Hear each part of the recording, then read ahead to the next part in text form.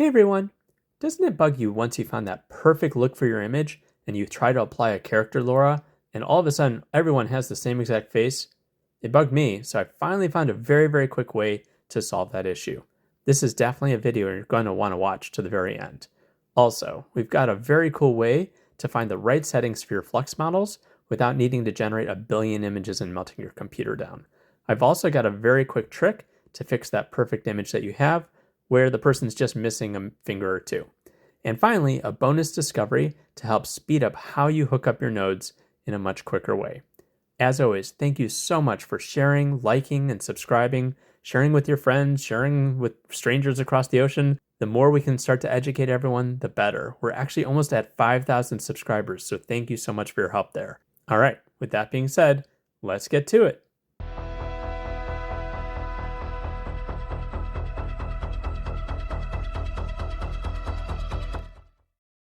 So first I wanted to review a couple little tweaks to the loader that's going to make your lives a little bit easier. First, you'll notice our friend KSampler Efficient is back.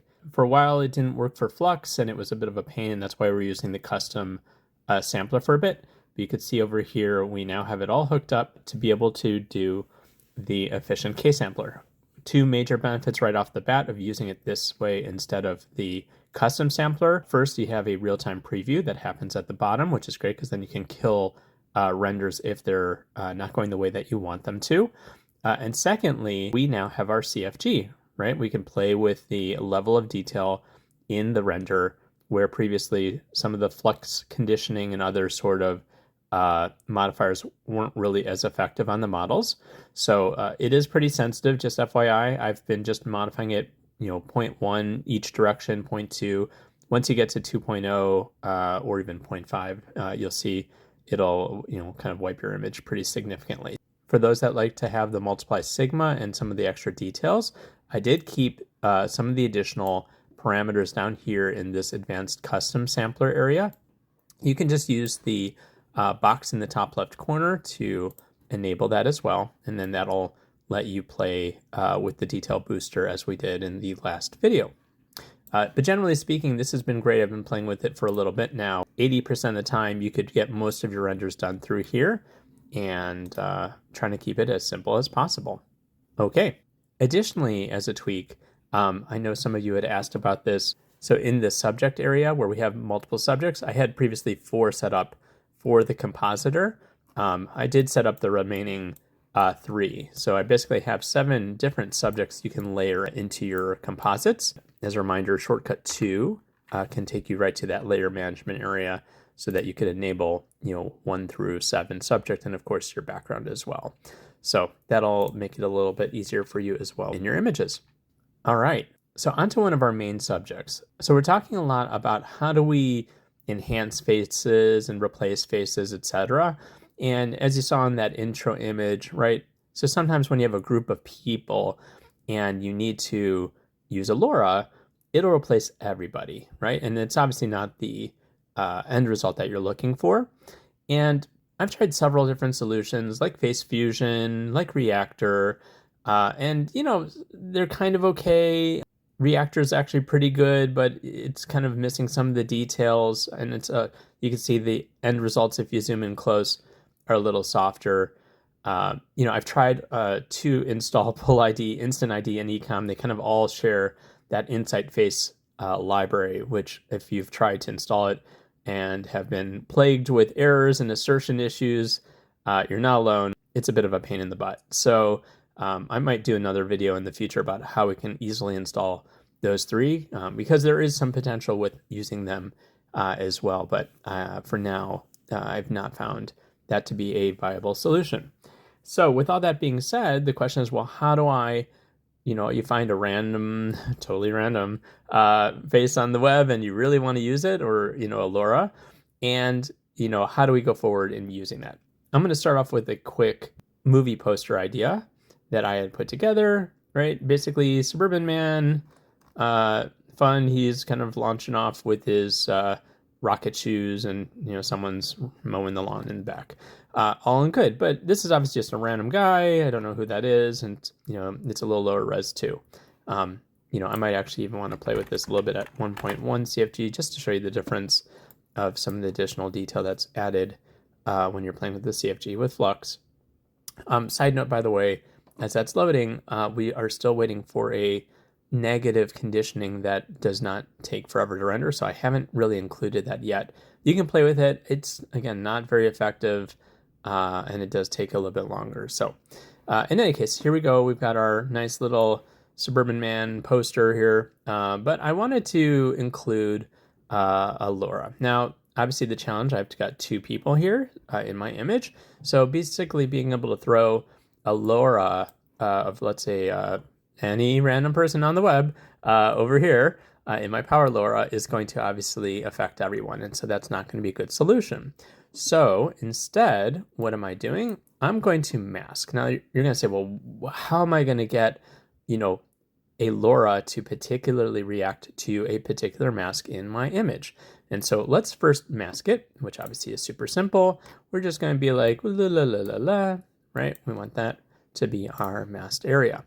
And so something that we've done several videos ago around using the detailer. First, we're going to turn this into a mask to segs area, right? This is segmenting the image into the area that we masked. And then we are going to use our detailer using segments. And so obviously when we hook that up, all's good. Now, again, the question comes up, well, how do I make this face the random person on the web to make it valuable? So the trick is to plug a new LORA into the model of the segment. So basically we're going to take and create our power LORA here, right? And normally, again, we would just kind of pipe our model everywhere. Instead, we are going to bring our model into our power LORA. We're going to bring our clip also into our power LORA, and beyond the accelerator, right, our kind of hyperdev, which we are using all the time now still, we are going to add our random person on the web. Yes, no one in particular, but there we go. And so from that point forward, we're going to now pipe the model and the clip into our detail segment. So it's going to really only look at the masked area that you've masked and apply the model to that particular face. Now you can, of course, add a positive conditioning if you wanted to. And you'll want to adjust some of the parameters because obviously it's not SDXL, so that's way too many steps, right? So we're going to only bring it down to maybe like 5 steps, bring our CFG down to about 2, do our Euler beta, which we typically do. And I'd like to keep the denoise around 0.5 to start. Again, you can adjust up or down depending on how much change you're expecting. And then, of course, always fix your seed so you don't have to keep rendering and rendering and rendering. You can see it blends the face perfectly into the positioning, including the hair, including high detail as well, which is great, right? Because that's the end of what you're looking for. So, and just as a comparison, just in case you wanted to see the difference, okay, you can see our before and our after. So it really is cool. And of course you can add expressions and use even the expression editor to get you to where you need to be. But it's a very effective solution to bring in high resolution imagery into faces using every random person on the web that you may want, but to get you to your solution. Next, we're going to focus on Flux model sampling. So the question always comes up, well, how do you rate or even find the right settings to use for a new model that you find on Civet or some of the other websites? And you could generate a billion different images and just manually try to render against every combination of sampler and scheduler and what kind of noise am I using, et cetera, et cetera. But obviously beyond the time it's going to take, the resources it's going to take, and of course you don't want to melt your entire computer down, I found a pretty effective way of being able to sample through a couple of stages to find the right settings for your models. And so you can see here, if I just zoom out here, it does look pretty intense, but again, we're doing it stage by stage, and so it's really pretty rational. So the first one, when we're looking at Flux models, is around using the Hyper LORA. The Hyper LORA does not work for every single model. Sometimes it'll blow things out. And sometimes the Hyper LORA is now being baked into the models. So you don't need to use a separate LORA for this Hyper LORA to make it render quickly. So this first kind of stage, and by the way, all these workflows as normal are going to be free for you, linked in the description on the video. And you can see in this first group, right, we basically do a quick render using the Hyper LORA and not using the Hyper LORA. You can, of course, adjust your steps. So in this case, I might only want to go with 6 steps, right, because we're keeping it low. And so based on the result of the images, you'll get 2 images, one for and one against, and you'll say, oh yeah, that looks great, or ooh, maybe not so much. And you can adjust the number of steps again to see what is going to be the best output. Once you do that, you're kind of done with this stage. So you can turn that off. And I have a little box here where you can say, Hyper LORA 0.15 if you want, and you're good for the next stage. And these text boxes are kind of along the path here because at the end, it has all the parameters that you found that to be the best solution. It's ready in a kind of text file so that you can then have it ready for any sort of imagery or captioning or whatnot if you want to. It's totally optional. Okay, second step. So once we find out if we're going to use a Hyper LORA or not, we have to see, is the upscale noise going to be effective or not? Many times it is, and it brings some really interesting variety to your images, which is great. But sometimes it adds almost like a denim sort of effect over the top, and it's not what you want in terms of your final output. So I basically do, in this stage, a couple of images, one using just random simple noise, right? Down here, you can see it just used random noise, and the other using the upscaled latent noise. And you can, of course, just adjust any of these parameters and you're all good. And you can, again, adjust the number of steps based on that first step or even just to experiment. So when you get those 2 images, again, those comparison images, you will figure out if random noise simple or if upscaled noise is going to be best for you. Okay, then you can turn that off. And of course, you can put in here whatever that end result is. So in this case, I'm going to do random simple noise. Okay, great. And so now we need to be able to turn on and off. Do we want to use random noise going forward, or do we want to use upscale noise? So in this case, we're going to use the just random simple noise. So we're going to turn on these 2 values, and then these 2 are kind of shared to beam stuff around.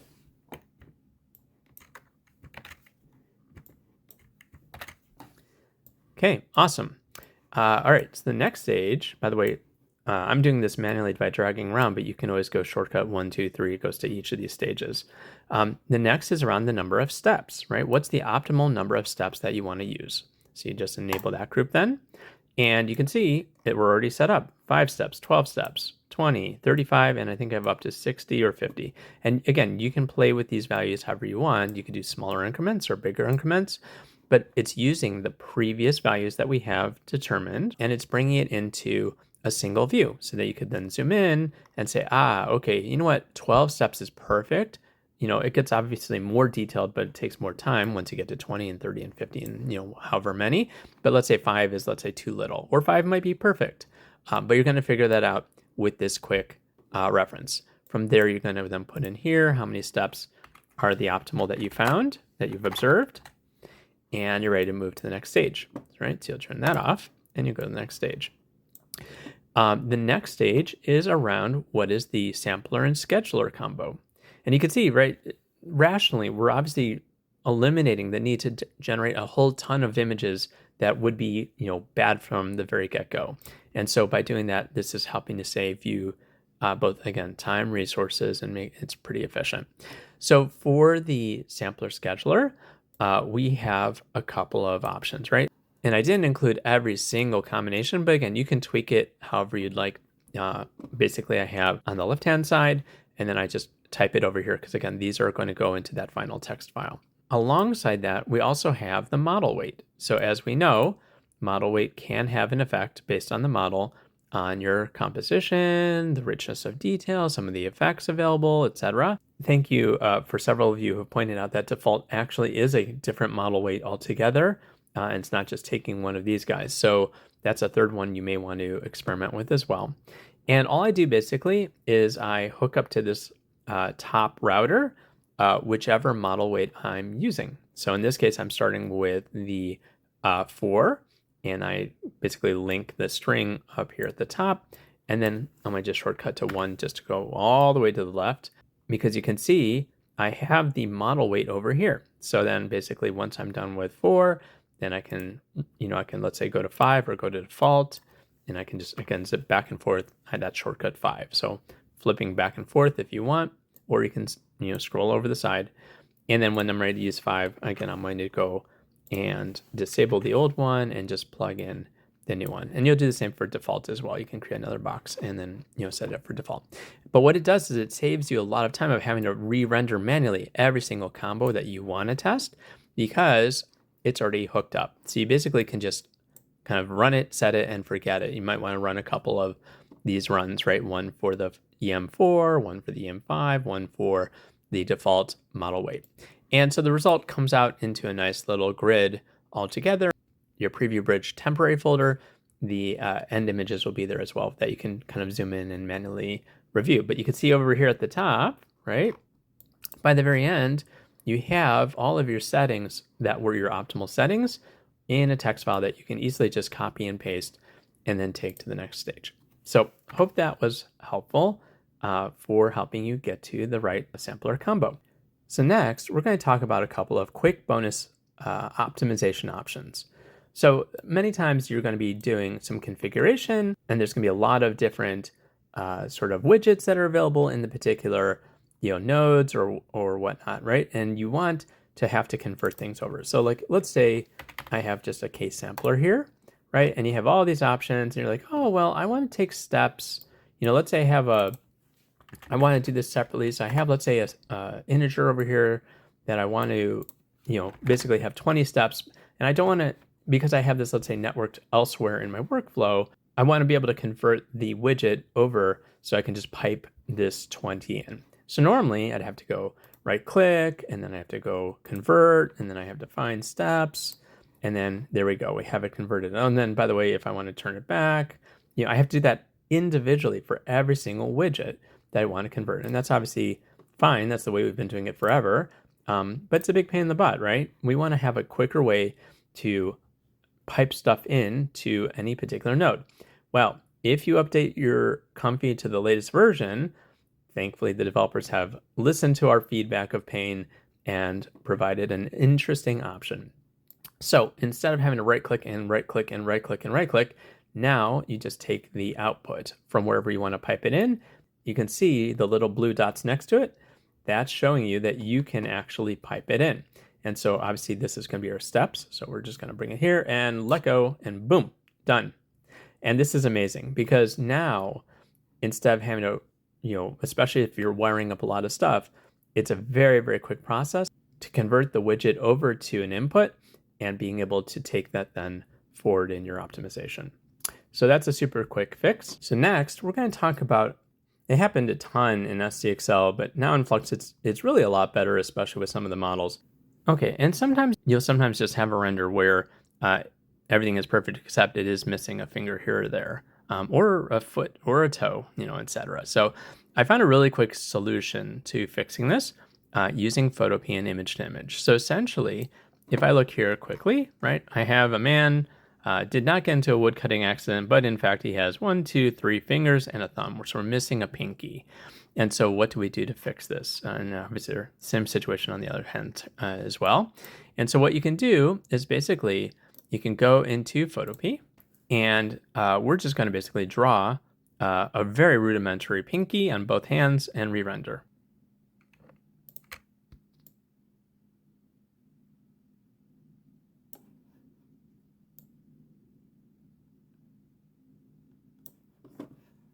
Rock on, dude, right? Okay, so from here, now we just basically do a VA encode. We're going to bring it back in. And of course, we want to reduce the denoise down to about 0.5. Again, you can play 0.5, 0.6, 0.4, depending. And I would bring the steps down as well. And you can see once you re-render, it can bring it up okay. When you do a quick draw on that original image, it'll then get you to your final output. Okay, on to our bonus. So many times you're going to have different nodes or node sets that you really logically want to keep together. So much so that you don't want them even grouped. You just want them to be a single unit. And so what you can actually do is use this group function within Comfy to bring everything together into a set that you can use over and over again then for that workflow going forward. So let's say for this example, we want a height, a width, and a multiplier, right? So we may want to name our just integer here, height, and multiplier.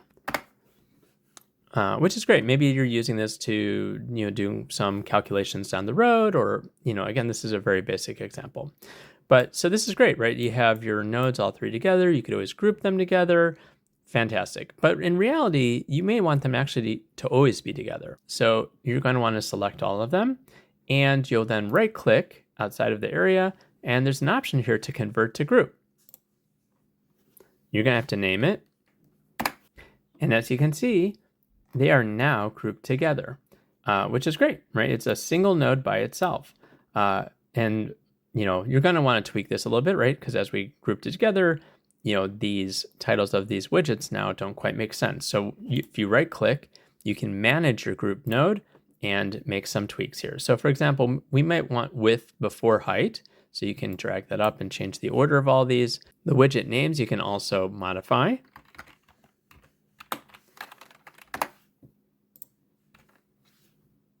And just note that whenever you make changes, you're going to want it to save, even though it doesn't have any sort of message that saves. As long as you click save, it will be saved.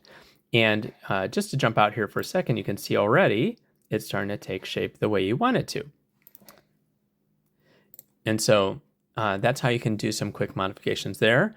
Additionally, if there's inputs, you can rename those as well. And for outputs, you can do the same. So in this case, right, we have 3 outputs.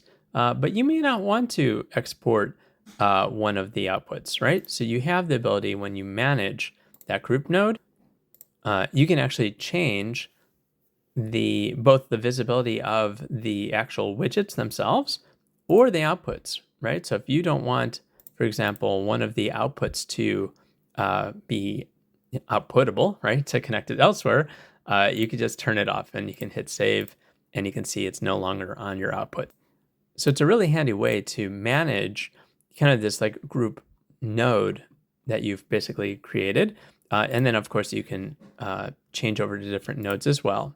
And then in the future now, right, let's say I'm using my image resolution elsewhere. Of course I can clone as usual, but even if I just do a quick search, you can see it's a group node, but it's available to you, right? And you can now create as many of those as you want. One caveat though, so if you want to delete that group, right, you don't want it anymore, you can click the delete here, but it's not going to let you delete it if you are actually using it somewhere in your workflow. So if I click here, you get the little error message that doesn't allow you to do that. So you really do have to first delete all of the options, and then you can delete it. Additionally, by the way, if I undo that, you can decompose it back to its original form. So if you right click and then you can go convert to nodes, it brings it back to the original set of nodes as well. So it's a really, really handy way, especially for organization and workflow optimization, to use this functionality. Well, hope this was helpful. Lots of quick tips and tricks along the way. Also, feel free to leave comments. Join us on Discord. We like to chat and share our artwork together. And there's also support if you have a quick question or two on how to do something. Always looking to help people succeed and to grow in their Comfy and AI art skills. And otherwise, we'll see you soon.